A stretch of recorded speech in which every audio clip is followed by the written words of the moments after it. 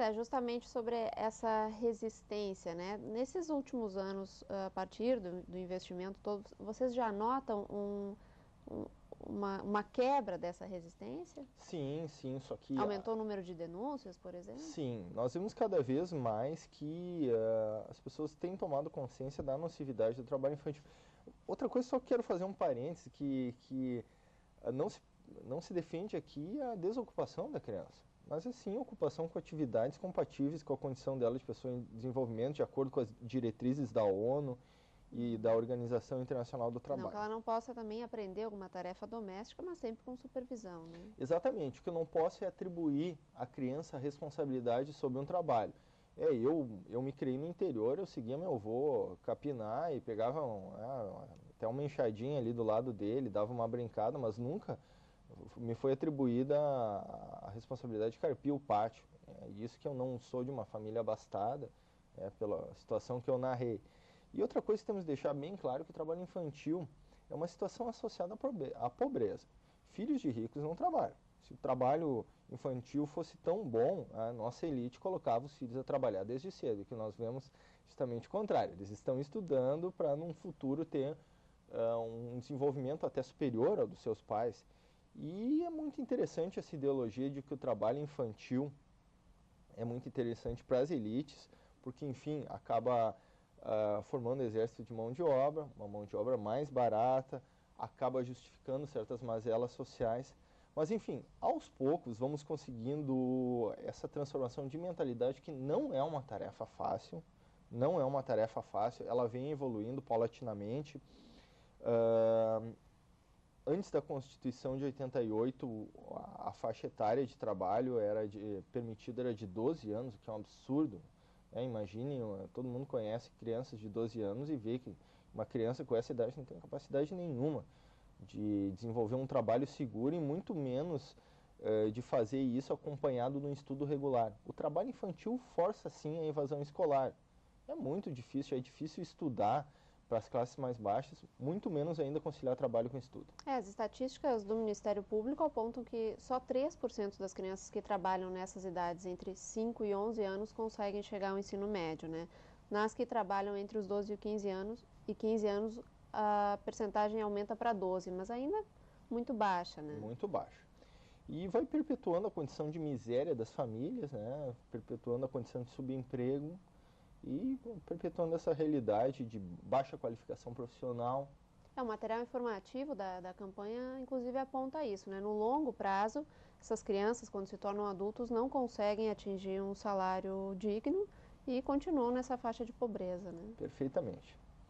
Eu gostaria só de acrescentar uma informação, além dessa dificuldade de combater essa mentalidade, até certo ponto consolidada e intencionalmente fomentada por certos setores, nós temos também a dificuldade de combater o trabalho infantil, porque, queira ou não, esse trabalho complementa a renda de muitas famílias.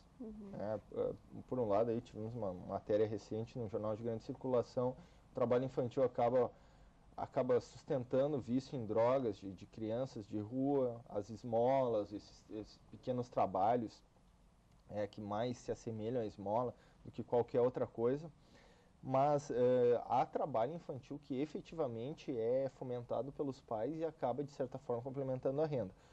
Por isso, do ponto de vista prático, não basta tirar, por exemplo, uma criança que vende coisas no sinal, que é um trabalho terrível, uma criança na rua está sujeita às mais variadas ameaças.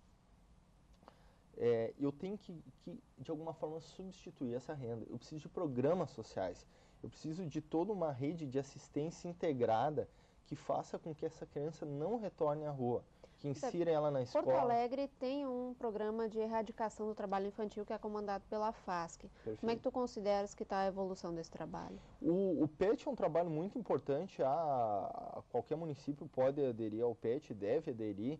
É uma forma de inserir essas crianças numa rede de assistência social, porque ao ingressar no PET, também automaticamente essa família passa a integrar os programas assistenciais do governo, Bolsa Família e tal. Realmente o PET é uma ferramenta, embora que ainda necessite de complementação de outras ferramentas, como por exemplo a aprendizagem que é as empresas têm obrigação de contratar de 5% a 15% do número de seus empregados de aprendizes, enfim, a outra ferramenta, agora com ônus para a iniciativa privada. Enfim, eu preciso de toda uma rede, o PET é uma dessas e é muito importante. E é uma ferramenta que envolve não só o governo federal, mas também o estadual e o municipal.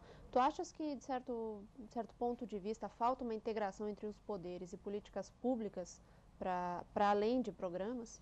Sem dúvida, vemos que com o passar do tempo essa integração vem aumentando, mas ainda há falhas, há lacunas, há espaços não preenchidos, a falta de comunicação, a falta de compartilhamento de dados, enfim, e só vai ser possível o combate ao trabalho infantil com essa integração dos 3 níveis, né, municipal, estadual e federal.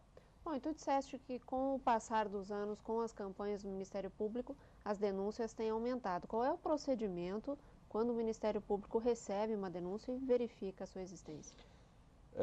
Uma vez recebida a denúncia, é instaurado um procedimento preparatório de inquérito civil, que é uma instrução preliminar que futuramente redundará em caso de haver indícios, materialidade suficiente na instauração do inquérito civil. Então, normalmente é acionado um órgão de fiscalização, ou o Conselho Tutelar, ou os auditores fiscais do trabalho para fazer uma inspeção, um flagrante in loco, né? E com isso, por fim, essa situação de exploração. Paralelamente a isso, temos procedimentos promocionais, nos quais visamos, sem ter um investigado específico, visamos promover alguma ação que ponha fim ao trabalho. Por exemplo, exploração de trabalho nas ruas. Eu, por exemplo, tenho uma cidade da Grande Porto Alegre, eu tenho um procedimento relativo ao trabalho nas ruas nessa cidade, outros procuradores têm de outras.